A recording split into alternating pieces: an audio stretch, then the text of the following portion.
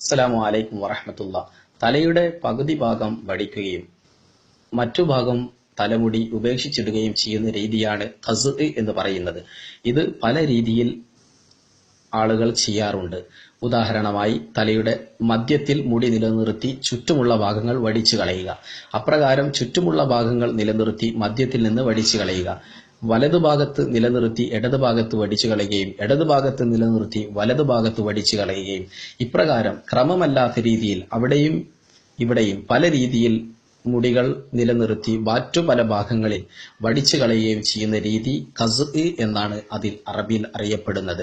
വൽ ഖസ്ഉ കുല്ലുഹു മക്റൂ. ഈ ഇനത്തിൽപ്പെടുന്ന എല്ലാ രീതിയും അതെല്ലാം വെറുക്കപ്പെട്ടതാണ്. ലിഅന്ന നബിയ സല്ലല്ലാഹു അലൈഹി വസല്ലം റഅ സവിയൻ ഹലക ബഅദ റഅസി വഅമറ നബിയ സല്ലല്ലാഹു അലൈഹി വസല്ലം യഹ്ലക കുല്ല ഔ യത്റുക കുല്ല.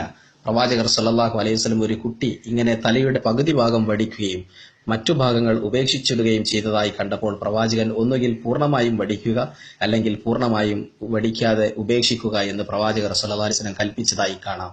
എന്നാൽ അവിശ്വാസികളുമായി സാദൃശ്യമുള്ളതായ ഖസ്ഇന്റെ രീതികൾ, അവിശ്വാസികളിൽ മറ്റു മതസ്ഥരിൽ മാത്രം പ്രത്യേകമായതായ തലമുടി അല്പഭാഗം നിലനിർത്തുകയും മറ്റു ഭാഗങ്ങൾ വടിച്ചു കളയുകയും ചെയ്യുന്നതായ ചില പ്രത്യേക തരം രീതികൾ അവരോട് സാദൃശ്യമാവുകയാണെങ്കിൽ ഫഇന്നഹു യകൂന മുഹറമ ലിഅന്ന തശബ്ബുഹ ബിൽ കുഫാർ മുഹറം. അത് നിഷിദ്ധമാണ്.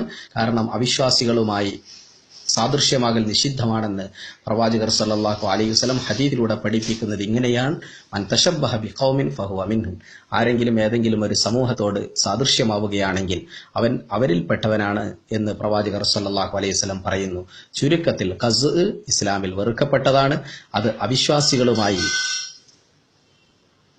തുല്യമായി വരുമ്പോൾ, അവിശ്വാസികളുമായി അവരുമായി താരതമ്യപ്പെട്ടു വരുമ്പോൾ അത് നിഷിദ്ധവുമാണെന്ന് പ്രവാചകർ സല്ലല്ലാഹു അലൈഹി വസല്ലമയുടെ ഹദീസിൽ നിന്ന് മനസ്സിലാക്കാൻ കഴിയും.